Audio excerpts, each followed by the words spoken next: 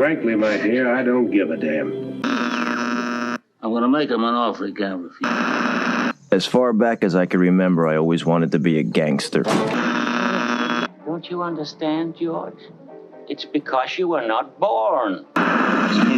Film church. Well, a boy's best friend is his mother.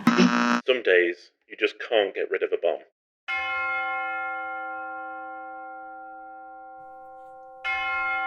Holy Film Church Batman! It's the podcast that treats cinema as a religion. It's Sunday. I'm Branden. I'm Lewis. And we're here to talk about movies. Each week, Lewis and I alternate picking a film for both of us to watch and to discuss. But today, I picked the original Batman film from 1966. Oh, mama. I don't know why that felt appropriate. It's not in the movie. It seems like something Batman would say. Yeah. Of course, if you want to know what we're going to be watching and talking about next week, you got to listen to the end of the episode. Batman 1966 is the film we're discussing today. I've seen it many times growing up over the years. But this is Lewis's first time watching the movie. I know he loves Batman, and we've talked a lot about Batman on the show here and there with all the Batman films that have come out over the years during the podcast. So I can't wait to know what he thinks of this movie. It's one of those movies that I feel like you either gotta love it or you're gonna hate it. So we'll find out soon. Yeah. In the meantime, though, we do want to say thank you to everybody who has been listening to the show. And if you want to share the show, tell people filmchurchradio.com. That'll go straight to the podcast where you can pick whatever podcast platform you want to listen to us on.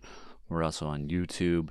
We're also on Instagram and TikTok and all the social medias, Twitterverse, where you can find us talking about films throughout the week and posting things. So check us out over there. Before we get into the movie, though, we've got our trailers / hymn section of the church where we discuss other films we've been watching this week besides the main feature. But what we've decided to do is we're going to talk about The Flash from 2023, which came out last week. And because it's very Batman-centric. Yeah. We figured it'd be a good time to talk about this movie. Prelude into our Batman discussion. So, The Flash, 2023. Here we go. Boom. Yeah. I thought it was weird. I didn't think that we were ever going to see this film. There was a point about a year ago, I was like, this is going to be buried. And, you know, we're never going to see this iteration of the character. Be buried. But they let the dust settle from the Ezra Miller stuff that was happening. Well, not only that, but this movie was supposed to come out years ago. Mm-hmm. I mean, they've been working on this movie for years, and I feel like you can kind of tell. But keep going. Yeah. Dust settled. They really ramped up the whole Michael Keaton thing and, you know, released it to the nostalgia bros. And that was kind of the selling point. It was like less of The Flash and more of nostalgia. I was not looking for... I think we talked about it a few weeks ago. I was not looking forward to this. I wasn't going to rush and see it. But it got pretty, you know, lukewarm to positive reviews, I feel like. It wasn't, you know, this is awful, this is bad, this is terrible. James Gunn called it one of the best superhero films he's ever seen. I know. Which, what has he been watching? Yeah. Because it's not quite there. But yeah, eventually I was like, okay, I'm interested enough to go and see it. I had a good time. I know we can, you know, we're going to go back and forth and stuff, but my big thing with DC is when it doesn't take itself too seriously, they're fun. Aquaman's fun, you know, Wonder Woman's fun, even though that's pretty serious. And I say this would be join them in kind of the the better DC films. Yeah. But it's not great. Yeah, well, I'm right there with you. Yeah. It was, I had a good time watching the movie. Yeah. But, I probably had my expectations set low. But it was like, like watching the movie, like there was no part of the movie where the dialogue or the jokes were like, everything was funny. All the jokes landed. I was laughing. I was like, this is pretty good. This is pretty fun and good. It was like, but parts of the movie felt very strange in that, like, it feels like a movie that big chunks were taken out and replaced. Mm-hmm. You can't tell exactly which parts necessarily. I mean, probably all of the heavily CGI parts, for sure. Yeah. If I had to, make an educated guess, but like it does feel very like it does feel like there's Band-Aids all over it, but that's probably a good thing because the movie that we're watching is probably way better than what was the intended. film that they filmed. Yeah. And I don't know how they fixed it, necessarily, but you can feel it feels like they fixed it. It feels like a movie that's a little bit late. Yeah. Because it is. I mean, it was supposed to come out years ago, like I said. They kept pushing it back and pushing it back. I mean, Justice League was 2018, right? That was 5 years ago. So this is kind of Justice League, like 2.5 or whatever, or 1.5, whatever you want to call it. And I don't know, man. Like, I don't want to say that it's a bad movie because I had a good time watching it, but it was. But like I said, there was just weird parts of it, and we'll get into all the great stuff too. But like I like Ben Affleck as Batman. Yeah, I was literally just thinking that. Yeah, and like his opening action sequence was a lot of fun. But then like when he's standing there next to Wonder Woman and the Flash, and they're having that conversation after all the action is done, that felt very awkward. Mm-hmm. And his mask is like all smashed. Yeah, and like, it's like what? It just felt and looked really weird. Yeah, it's. I do want to say that we are going to get into a bit of spoilers with this as we go along, because this is the only film that we're going to be talking about. We have got the timestamps below, so if you want to skip forward if you haven't seen it, that's fine. I think this. I'm a fan of Ben Affleck's Batman. I think all the way through, I've kind of enjoyed the kind of older, more aggressive in some ways Batman. And this worked, and then it was just like, okay, here's Wonder Woman for no reason, and like here's people that and a little nod to kind of what is ending pretty much. I do wonder if that Gal Gadot scene was added very late. I would say that. I would even go as far as to say that Ben Affleck was added late. Not late. It's not super late. He was added probably 1.5 years ago. Yeah. And then maybe 6 months ago, they're like, oh, let's also put Wonder Woman. So they refilmed that scene again. Yeah, because the whole sentiment around that opening scene doesn't really come back into the movie. He starts off and he's like, oh, I feel like I'm, the cleanup guy for the Justice League. And I thought it would be like him really trying to kind of be, the standout hero. And that's where the conflict would come from. But that's just really forgotten. It's not like a theme that's explored later on. It's more just like, okay, he's, gone into a different timeline. Cool. Yeah. Yeah, exactly. Yeah, because even jumping ahead to like the climax battle of the movie, I was like, oh yeah, this is a Flash movie. Yeah. I think, that's the issue, isn't it? The film forgets who the main character is. It's too busy, I don't know, like bringing back people that And I mean, credit to it. I know that when we talked about No Way Home, I was like, my one criticism was I would like to see a Spider-Man that we haven't seen in a previous film. Yeah. In front of us kind of thing, because it was Tobey Maguire, Andrew Garfield, and we'd seen those. And this does that with Superman. Yeah. Which I was like, okay, that's cool. I like that they went a different way. Yeah. But it's too much. It is a little bit, but and also, I mean, the Superwoman is it Supergirl? Yeah. I think She's so. she's badass in the movie. Like she's really great. But my sister did point out that it's super cool you finally did Supergirl in a movie, but at the end she's too weak to beat Zod. Yeah. And it's what's and it's also what it feels a little bit like it's sort of a multiverse movie, but yeah. Is it? Because he changes, it only changes because he changes things in the past. And then when he rechanges things, it's okay, did that whole universe just die? Yeah. Then what was the whole point of that? Yeah. Yeah. I mean, it's becoming the trope now, isn't it? It's like the origin story from 15, 20 years ago. Yeah. It's like every film now has to have a multiverse. Yeah. Yeah. But that's the stakes that we've been given.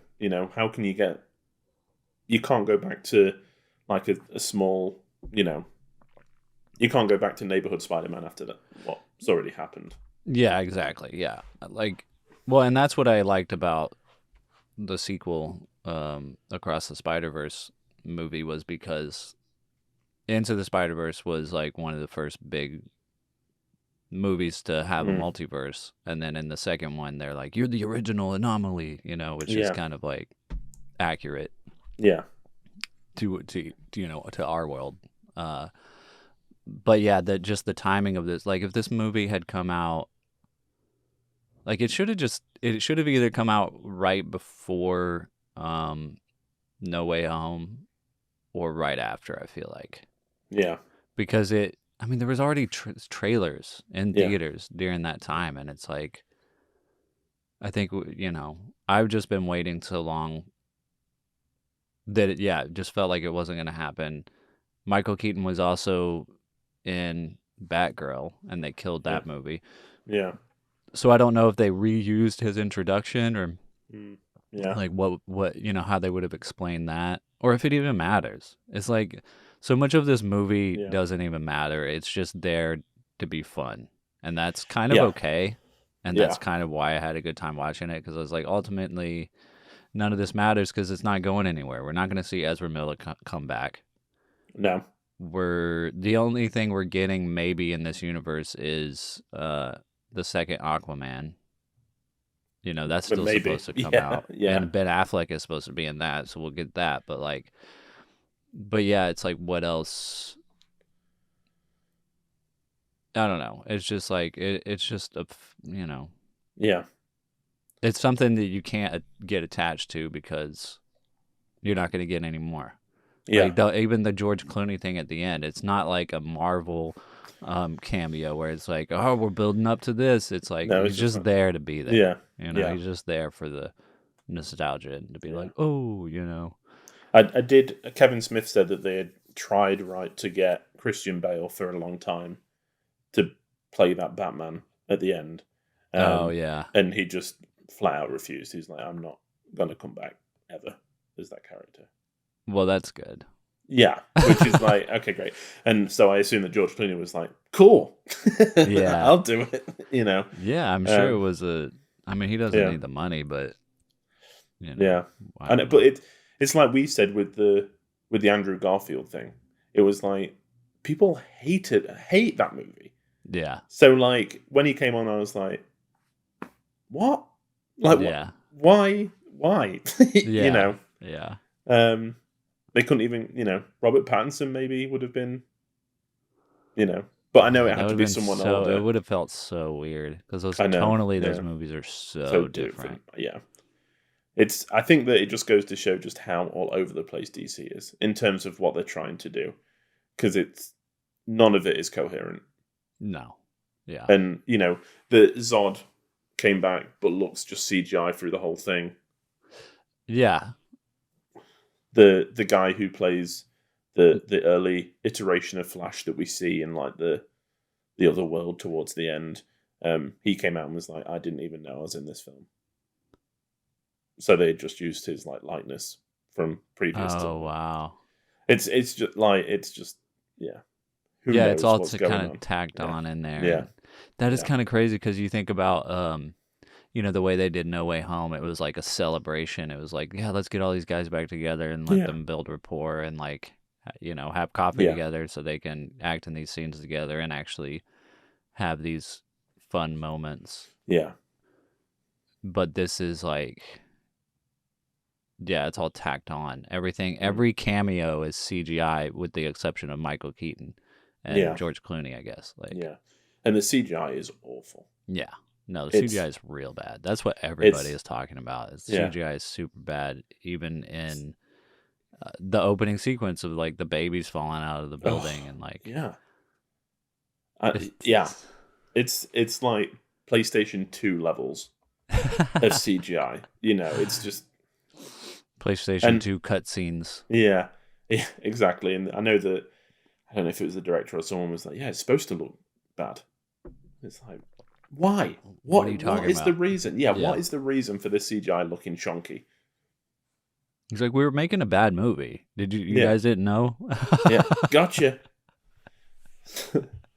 Let's talk about some things that we did like though, because I think there's some gems in here that, you know, I enjoyed. Michael Keaton's Batman. Dude, yeah. I mean, like getting to see Michael Keaton's Batman like kick real ass. That was fun. Yeah, like his action sequences were badass. Like when they drop down into the tunnel thing and he's like fighting those guys. Like all that stuff was great. Yeah, it was. And he just, you know, it's the perfect blend. We were reminded of the perfect blend of like the detective and the superhero. Like he's working things out as he goes, but he's also kind of badass. I didn't like it's in the trailer, but I didn't like him saying, you know, you want to get nuts, let's get nuts. It's not a catchphrase. Yeah. You know, I know that people like gravitate towards that, but I was like, why would he say that? Like, why would the character say that out of context? Yeah, exactly. Yeah. I mean, a lot of the callbacks were good though. Like like he's like, "How much do you weigh?" That part, and when other Barry has like the little laughing bag. He's like, "Look, this bag laughs." Yeah, that was great. Yeah, what else? I think the production design from the original, well, not from the original Batman, but from the '89 Batman for the car and the backlighter and things like that is just the best. So seeing those back on screen, big thumbs up. Yeah. Yeah, even it's funny because like all that stuff looks so cool, but it is still kind of funny. Like in that like everything is shaped like a bat. And like even the weather thing that they used the lightning rod thing is like shaped like a bat. It's like, come on. But that's what's so fun. Like that's why you like, you know, you go into it knowing you don't have to take it seriously. It can just be fun. Yeah. And cool. And and I had a couple of beers, and that definitely helped my enjoyment of the film. Nice. Just to kind of switch the mind off and let it happen. Let it happen to you. Yeah.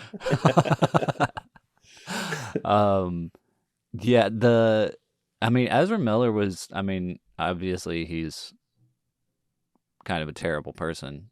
I mean, not kind of, he is, you know, not a great person based on what we know and everything that happened last year. Yeah. But his acting was really good. Like you can see why he got picked. And it's just unfortunate, you know. Yeah, I thought his acting was a bit.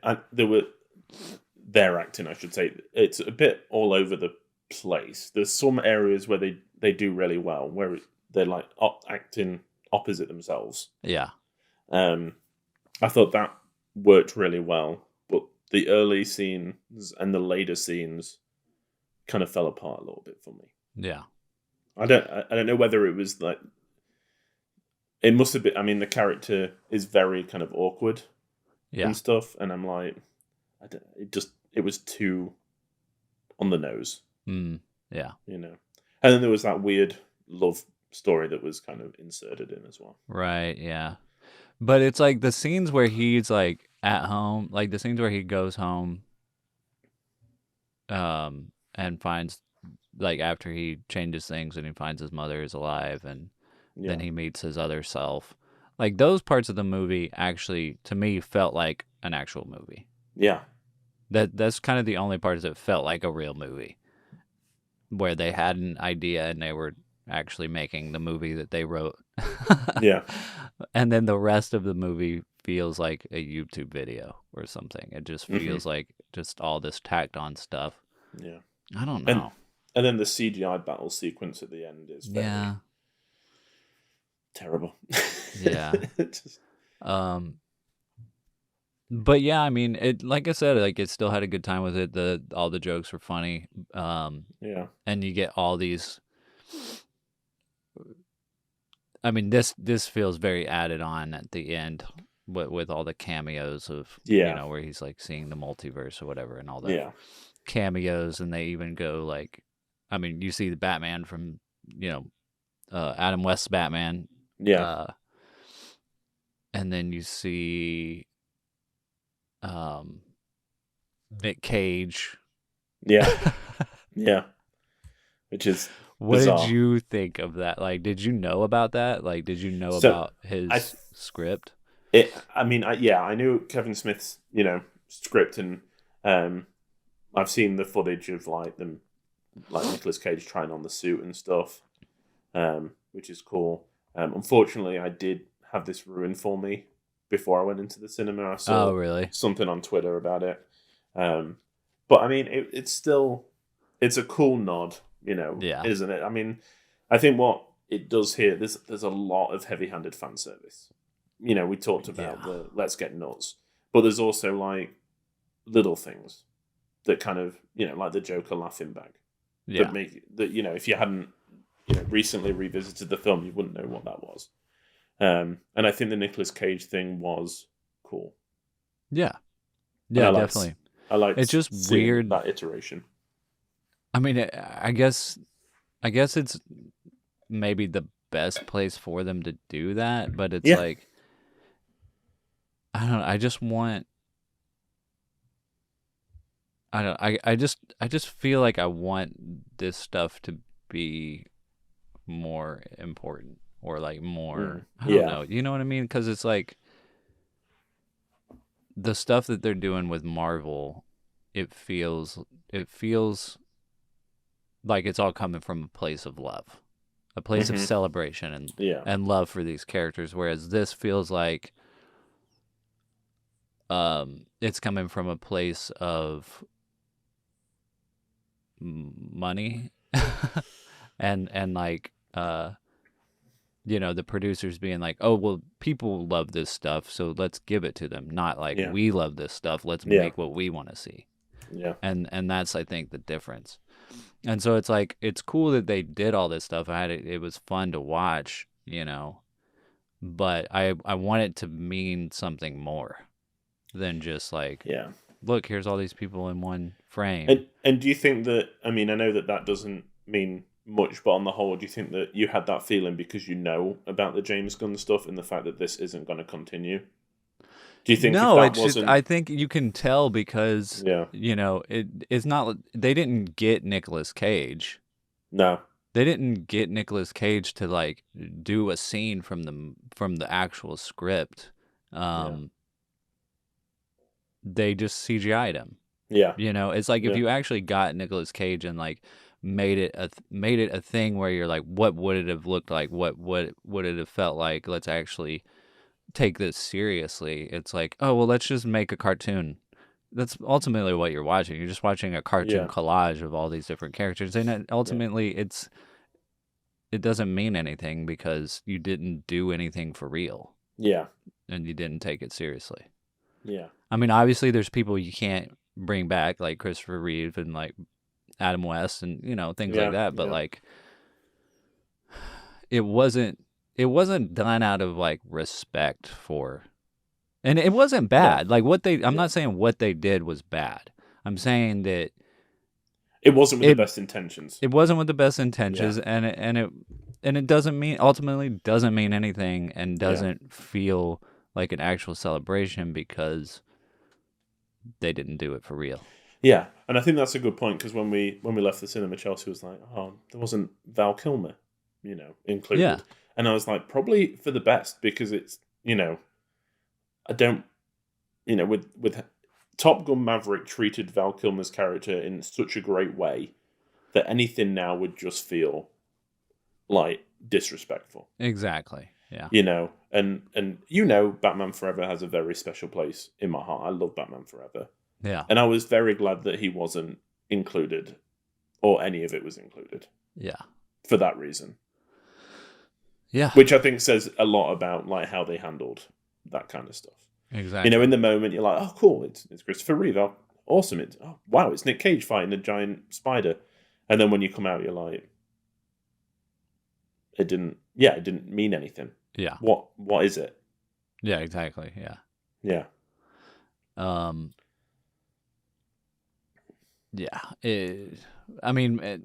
So the only people they actually did get were Michael Keaton and George Clooney. Yeah. And the Michael Keaton stuff is cool, like we said. It's like... Yeah, and you can tell that's kind of what the original idea for the film was based around. Yeah. But all these other things are those Band-Aids to be like, oh, this... I can just imagine that Warner Bros. They're like, this film did this in Marvel Universe, so we should try and, something similar. Let's try and get that actor in. Yeah. And at the end, the end scene with George Clooney, you can tell is filmed a couple of years after the rest of the film. Yeah. Ezra Miller looks completely different. Yeah. And it's still like, okay, bat nips. That's all I think when I see George Clooney as Bruce Wayne. Bat nips. Yeah.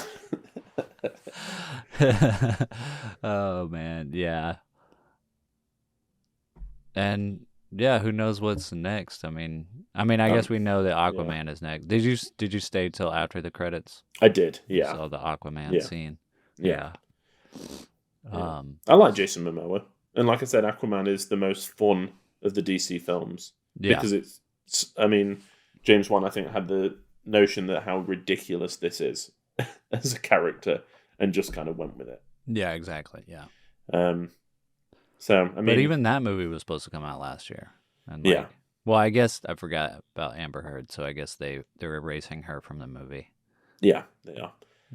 Which okay. Yeah. I don't feel. Yeah, they're not having any luck, are they? The DC universe at all. And the last thing, James Gunn has said that this was one of the best superhero films he's ever seen. I understand what he's doing.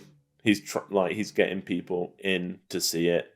I have no hope that under his tutelage it's going to get any better.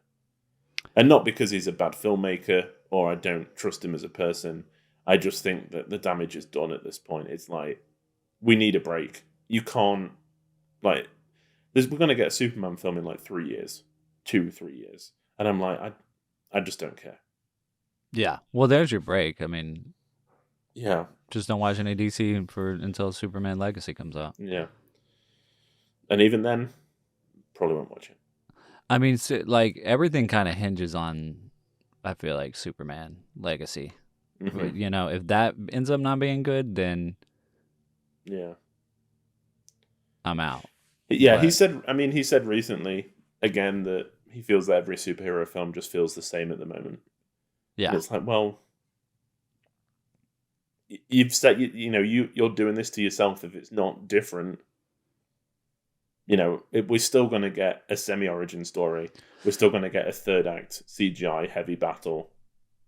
I'm pretty sure. Yeah. So it's like, do something different. Yeah. Do something different. Did you like the Suicide Squad? Did you ever see that? I didn't see it. No. Yeah. Yeah. All right. I wasn't a big fan of the first one. Suicide Squad. Yeah. So basically, everybody that didn't like Suicide Squad liked the Suicide Squad. Yeah. Okay. Well, maybe I might like it. Yeah. Yeah. Yeah. And it was fine. You know, it was like, it wasn't as good as Guardians, but it was. Yeah. I mean, he did take what they had and made it better, I think. Yeah. But I don't know. I'm just not interested really in latter-day DC. Yeah. No, I feel that. And like, what are they going to end up doing with like Robert Pattinson's Batman? It just seems like such a mess. Yeah, I mean, that to me, that doesn't feel connected to any of this stuff. You know, in my head, I'm like, that is not a DC film, even though it is. Yeah, yeah. Well, I don't think it is supposed to be connected. Which is or great. The Joker, which they're making a sequel. Yeah. And yeah, so it's they're just with the Joker sequel though, you feel like you know so much about it already. There's been so many photos and like videos from sets and you know, leaks, and it's the same with the Superman Legacy. You know, it was all over Twitter yesterday. Who's playing Superman? Yeah, and it's like, here we go. It's going to be another few years of like, here's Superman in the suit. Here's this. So you're going to go in with no surprises. Yeah, which maybe, I mean, hopefully the surprises are actually in the story. Yeah. You know, exactly. And actually tonally doing something different, because, man, I feel like I wasn't a big fan of Man of Steel. I mean, there was people who liked the movie, but I was like, It's just, like I said at the top, I feel DC's at its worst when it's depressing. Yeah. You know, whereas this is not, and it's actually for large parts really fun. Yeah. Exactly. So, just you've got to have that balance that the best Marvel films have had. Yeah. Well, we'll see. We'll see what happens. I'm ready for a good Superman movie, so we'll see. So. Yeah. What we get. Yeah. But, I think that's it on The Flash. Awesome. It's like a double whammy today. You've got your Batman and your Robin.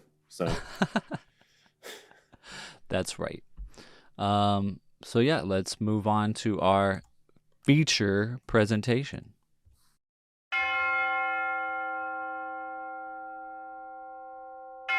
Batman 1966. He's here, big as life, in a real bat epic. The dynamic duo faces 4 supervillains who plan to hold the world for ransom with the help of a secret invention that instantly dehydrates people. So, what did you do? Like, how much did you know about this movie and before you watched it? Yeah, I think a lot of my knowledge around this TV series / movie is down to The Simpsons. As most things, you know, they mention this a few times in passing. So, you know, I was aware. I knew enough. I knew Adam West was in it. I knew that Cesar Romero didn't shave his mustache. I refused to. I know that it's very camp. Yeah. You know, all these kind of things. But I think I've seen one episode of the TV show. They used to show it on an English channel, and it was on at like, I want to say like 6 p.m. at night. So I think I just caught one once, and I thought it was cool then, you know. It's always been something that I've wanted to watch. Yeah. Because it's Batman, you know. Yeah. But I'd never got round to it, so... I mean, how many times do you think you've seen this film, and when did you start? That's a good question. I mean, I don't know. I've probably seen it more than 10 times over the years. I mean, could be way more than 10 times for all I know. Because I think we had like a copy of it on VHS, but not like the official copy. It was like, you know, recorded on TV or whatever. Yeah. I don't know, man, because when I was a kid, I would just watch movies over and over and over because we didn't have like cable. So whatever we had, I would just watch it like, Yeah. 3 times a week or whatever. So it could be a lot. And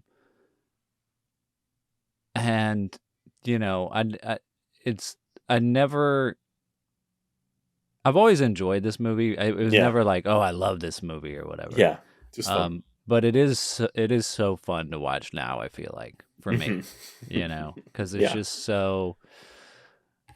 I mean, it's a parody, right? It's like, and it pissed a lot of actual Batman fans off when it came out because it was, they know Batman as like this dark, gritty superhero. And even like the original Batman comics, before like the whatever it was, the Comics Authority or whatever, before they like cracked down on what the content that was in comic books, Batman like killed people and like had a gun and like was super dark. And then the comics code or whatever came in, kind of like with film. Yeah. Same thing happened with film, came in and started trying to regulate things and, what kids were reading and stuff. And then this takes it a step further where it's like, okay, well, let's actually make everything a joke because this is actually super ridiculous. I mean, this guy's in a bat costume acting like a detective and working with the police and like all this kind of thing where I feel like that like where Batman works really great, I feel like is kind of somewhere in between, maybe in between super serious and super ridiculous, because it is kind of ridiculous. It's like, how do you make a movie where you don't acknowledge how silly this is? Yeah.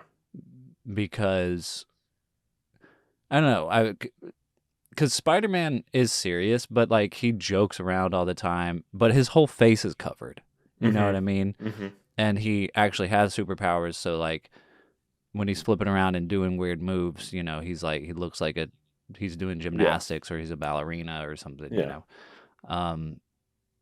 and he jokes around all the time. But Batman is like super serious. Like in the new Batman movie with Robert Pattinson, he's super serious, and that movie is a really, really good movie. But I feel like at some point you're just like, why is nobody acknowledging like how ridiculous it is that this guy is like in a bat costume?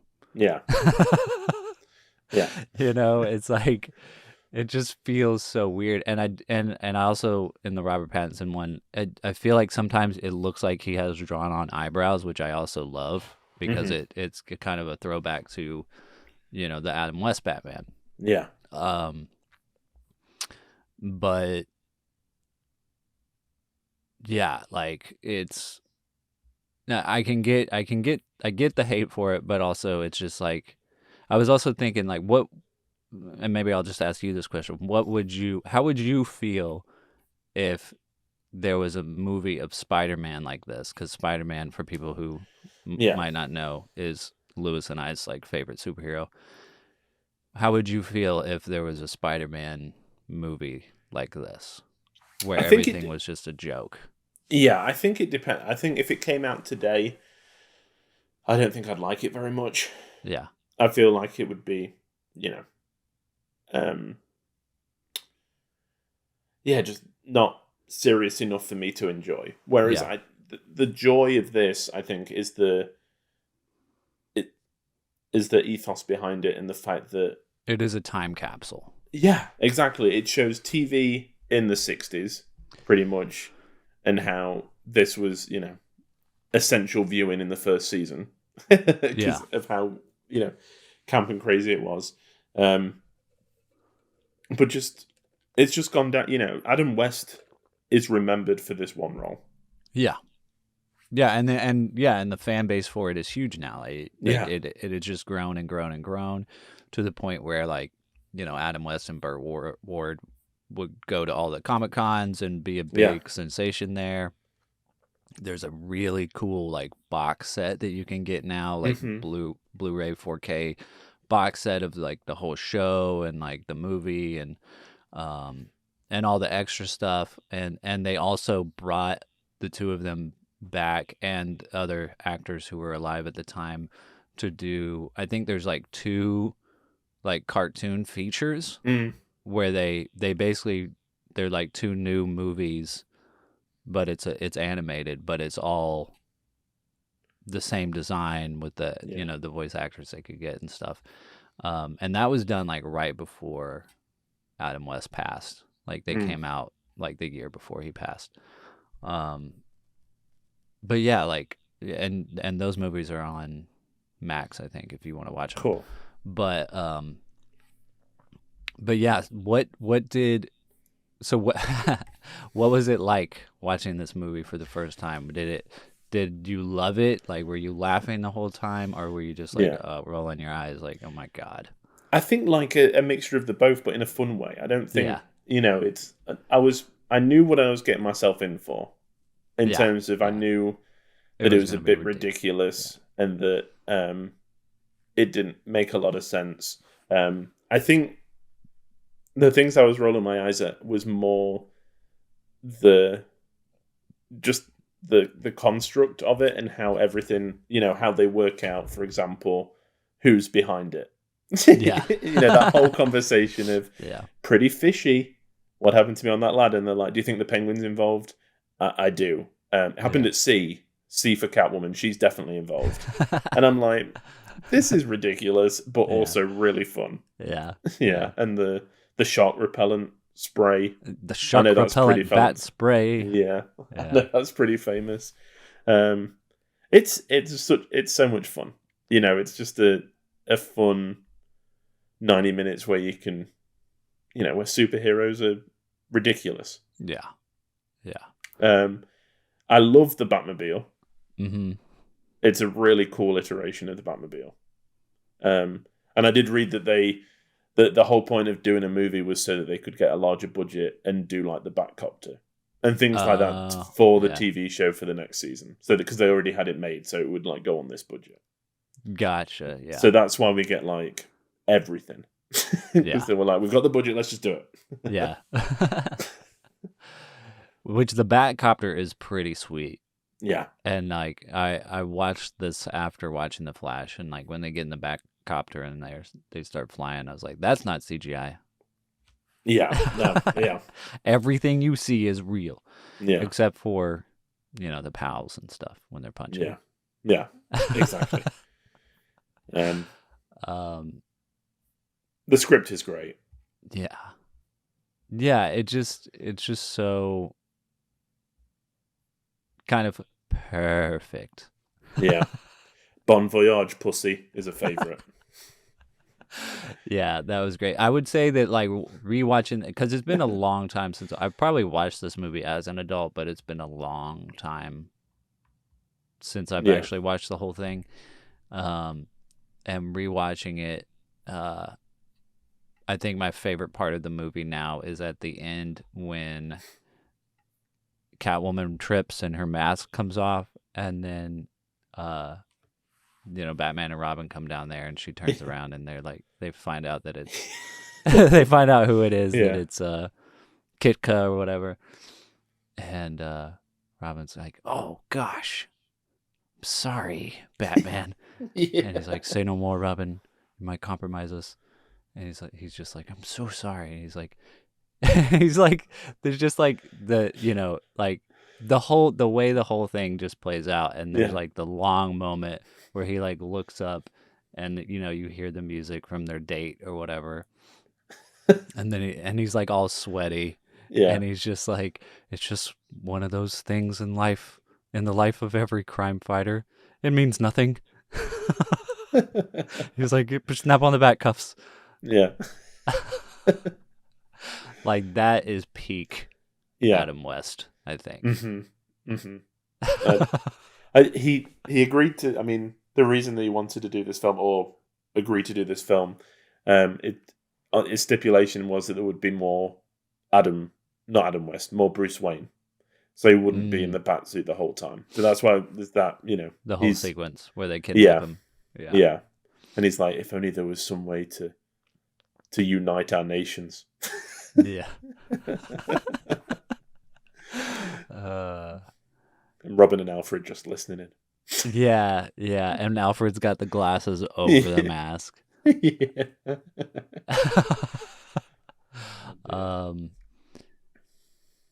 Yeah.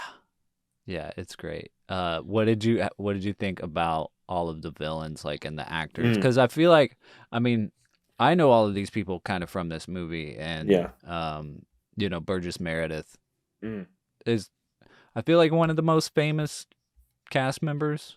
He's at least been in, like, I mean, he was in Rocky. Yeah, I mean, exactly. But obviously he was like way older then. He was already famous. But,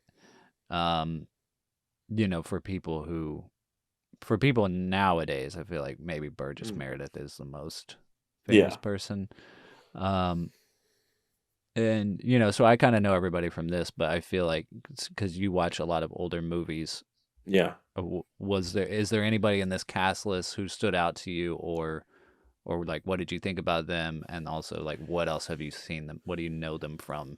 Yeah, Cesar Romero is in The Thin Man, which is a really great kind of whodunit from the 30s. So I knew him from that, and obviously Burgess Meredith from Rocky. And I knew I've seen kind of images and clips of the characters as these villains.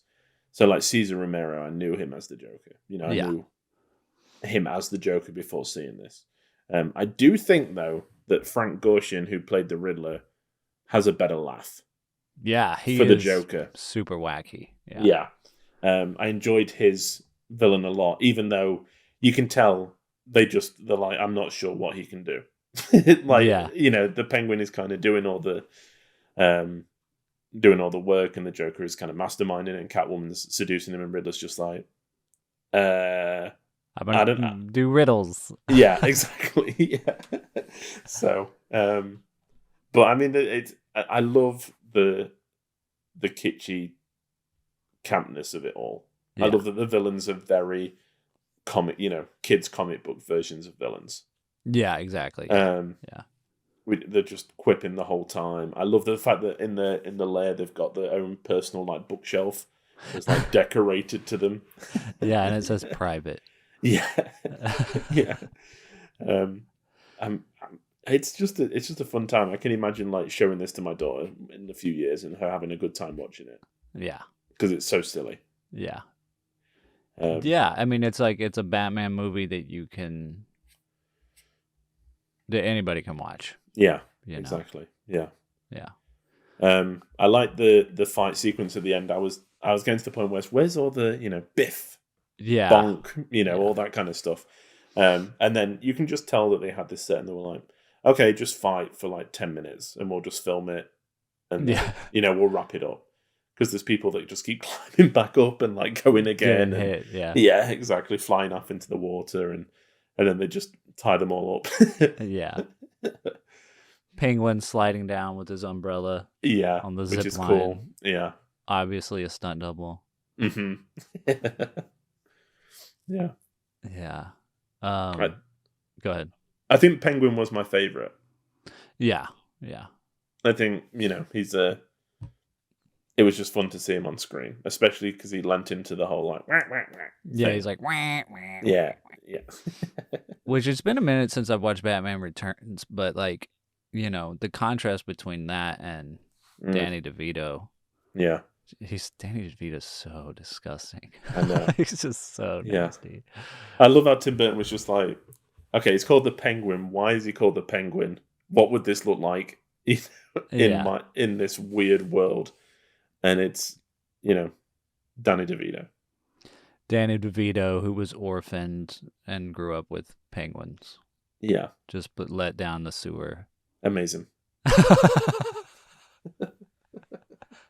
And then he like becomes like mayor, right? And he's yeah. I remember watching that and being like, this. It was like right around the time Trump got elected. And I was like, this feels eerily similar. Yeah. I rewatched the '89 Batman, so I'm going to go back to Batman Returns soon, and Nice. I think that I think that I underestimate it in my favorite superhero films. Which one, Batman Returns or Batman? Both. Yeah. Yeah, I had such a good time with Batman. Yeah. It's great. Yeah. What do you think your favorite Batman is? Who do you think your favorite Batman as Batman, like actor? And what is your favorite Batman movie? Because they might be different. Yeah, I mean, Dark Knight is so good. Yeah. So good. It really is. It's like one of the greatest films of all time. Yeah. Like, legitimately. But I think my favorite Batman, I like Michael Keaton's great. He really is great, but I like Val Kilmer. Really? Yeah. Again, I haven't gone back. I think Keaton's a better Bruce Wayne. Yeah. For sure. You know, him as Bruce Wayne is a lot of fun. Yeah. What about you? I asked you this question, but I actually don't know. Yeah, I think Dark Knight, because like you said, it's just so good. Like, just as a movie, you know, it's just an amazing movie. Yeah. But I really like Ben Affleck, dude, as Batman. Like, because it feels very much like the Batman the Animated Series Batman. Mm-hmm. You know, because his costume is gray for one thing, and he's just buff. He's just like, you know, he's just swole. Yeah, which Adam West is not. No, not at all. Yeah, not at all. And also just like the fight sequence in, you know, Batman vs Superman is not a super great movie, but the stuff, I feel like Batman is the best parts of that movie, and Ben Affleck, and like the fight sequences, like the fight sequence towards the end when he drops into the building, and you get the whole fight sequence with Batman. All of that stuff was great, and very similar to what they did with Michael Keaton in The Flash. And the way that they have him fighting all the guys. It's just like, yeah, he doesn't have any superpowers, but like, why not make it fun? Yeah. You know? Whereas like Robert Pattinson and Christian Bale, their Batmans are so grounded that, you know, the fight sequences are just kind of fine. Yeah. They just feel very bold. It just feels like, this guy's in a heavy costume, and so he can only swing his arms like this and punch people. Yeah. And then, like, that's, and, when you watch them, they're not actually like that, but that's what it feels like a little bit. Whereas, like, the Ben Affleck Batman is like, he's like a ninja. Yeah. It doesn't make sense. Yeah. But it's a guy in a back. None of this is supposed to make sense, Like, so I like the little bit cartoony aspect of it. That's why I'm saying, like, I feel like Batman is best for me, when it's kind of in between the serious, but we know it's ridiculous. Yeah. I mean, that's why I've got such a fondness for Batman Forever, is because it's like a heightened sense of our reality. It's like blending the two together. Gotham is still gothic and, like, inescapable, really, but the villains are so much more comic booky than the Tim Burton ones. Yeah. Not saying that it's a great movie, but it's like, I have a lot of fun with it, and I think like, for this kind of film, I'm so glad that this exists, because it's such a different take on the character than we're used to, and it's just so much fun. Like, there's no real stakes. I know they're like, they're going to take over the world, or attempting to, but it's never really explained what their plan is. It's just exactly. We're going to dehydrate people. Yeah. What did you think about did you know about the dehydration part of it before? I didn't. Yeah. Were you just like, The thing that bothered me watching it this time is like, why are you doing this on carpet? Like, seriously. Yeah. Like, why couldn't you just like have them stand in a bucket or something? Like, Jesus. Yeah. Yeah. But I mean, it's silly enough that it doesn't matter. No, it's not doesn't. like it doesn't matter at all. But it's silly enough just to kind of, to work, I guess. Yeah. You just go with it. You're like, yeah, sure. Yeah. Yeah. Starting the rehydration process. We are starting to rehydrate. And like the president sounded weirdly like George W. Bush. Yeah. But obviously this was way before. Yeah. It reminded me of, that scene, the Office, where Michael Scott makes his film, Threat Level Midnight, and we get like the president, but it's just like his office with the presidential seal on the wall. That was pretty much what they did here. Yeah. Yeah. Which was so funny. Yeah. Yeah, I feel like there's a million things we could talk about, but yeah.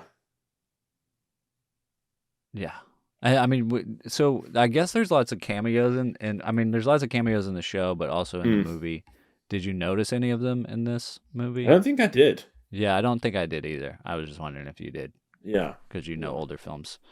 But the guy like poking his head out of the window might have been a cameo. I don't know. Yeah, I'm looking through just to see if if I know any names. Yeah. And then at the end, they climb down the window, and it says "the living end?" ? Yeah, which I don't know if anybody knows what that means. No, and the opening is very weird because it's dedicated to, like, I can't remember exactly, but isn't it just like crime fighters instead of like, the people that it's like dedicated to like real heroes or something like that? Oh yeah, like the little opening thing. What was that? Yeah, I'm going to pull it up so that I can kind of read it out a little bit.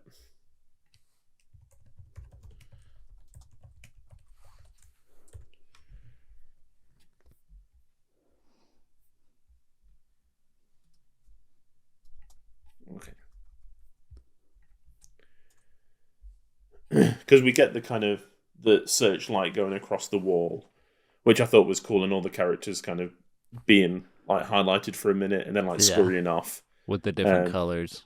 Yeah, it was a very, it's a way to start a TV show.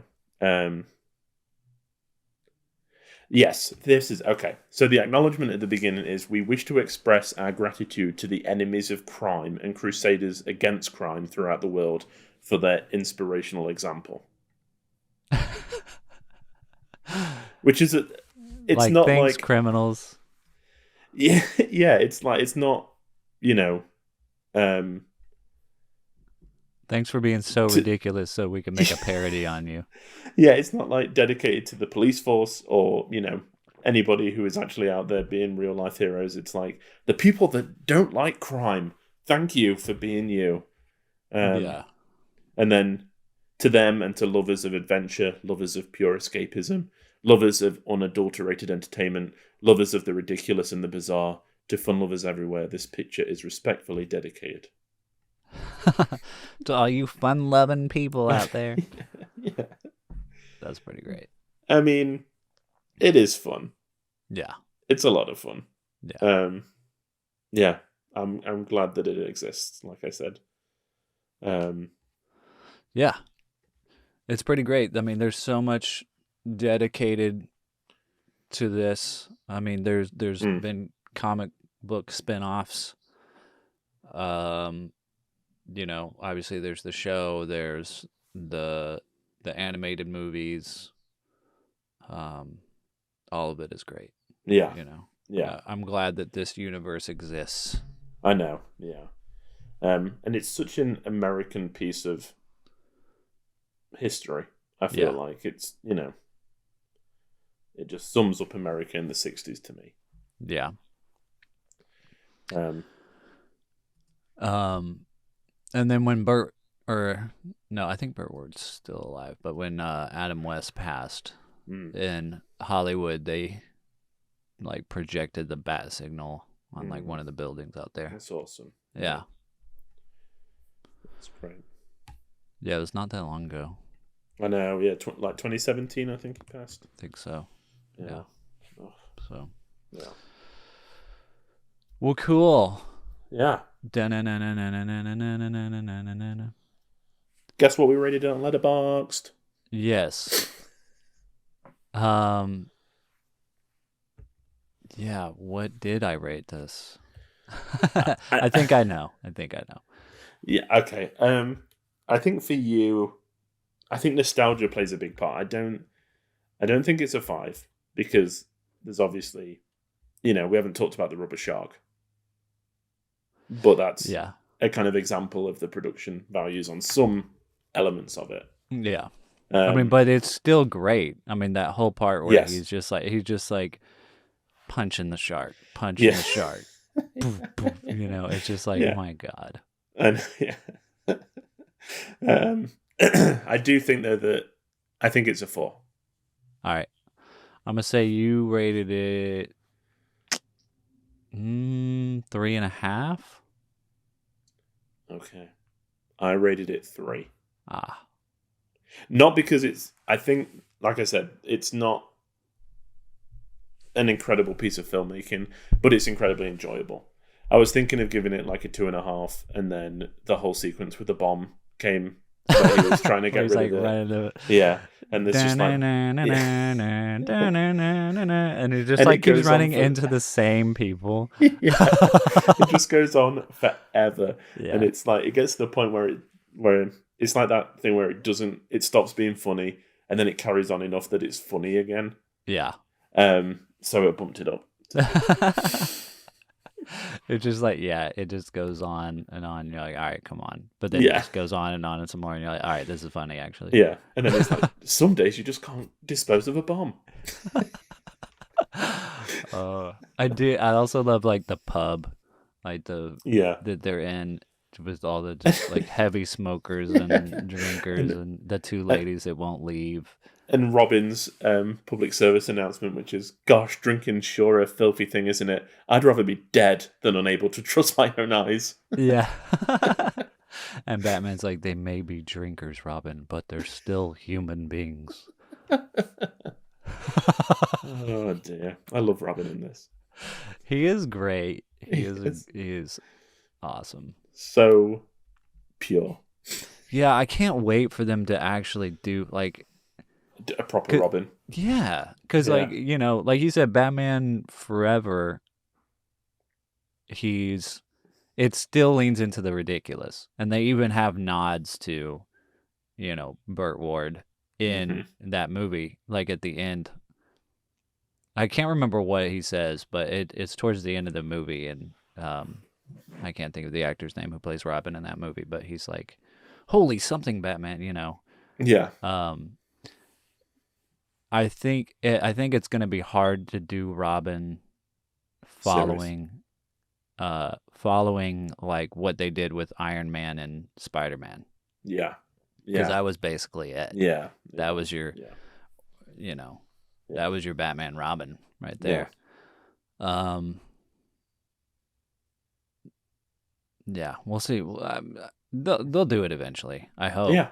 But I mean, if you're gonna do Batman and give people something they haven't seen, we haven't seen Batman and Robin in 30 years. Yeah.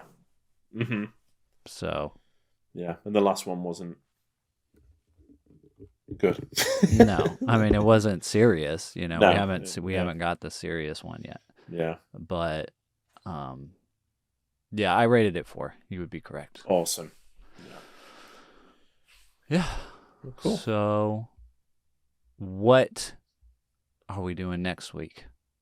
Yeah, good choice of words. So we decided that at the end of last year, Sight and Sound did their greatest films of all time poll, where they ask critics and filmmakers to pick their 10 favorite films, theirs is more the 10 greatest films ever made.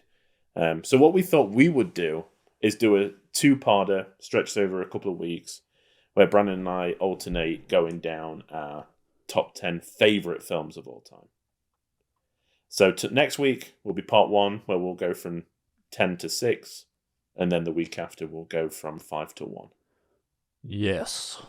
Do you know what they are yet? No. I've been adding, deleting, rearranging. I think that I can nail down a top 10. I think it's just what order they will go in. Yeah, for sure. Is the issue. It's so hard to do. It is, yeah. So, but I'm excited to see what's on each other's lists and what I can add to my watch list if I haven't already seen it. Same. All right. Well, that'll be next week, everybody. And I think that brings us to the end of the show. You can find the show on Twitter and Instagram at Film Church Radio, and you can follow us individually on Letterboxd. I'm at Selmanscope, and Lewis is at WalkerLewis3007 to keep up with what we've been watching. We also have all of our back episodes streaming on all good podcast platforms. Please leave us a rating and review, and let us know if you liked the film, and if you didn't, what you would pick for us to watch in the future. But thank you, everyone, for being here, and we'll see you next Sunday for more Film Church Radio. The only thing left to say is... Robin, listen to these riddles. Tell me if you interpret them as I do. 1. What has yellow skin and rights? A ballpoint banana. Right. 2.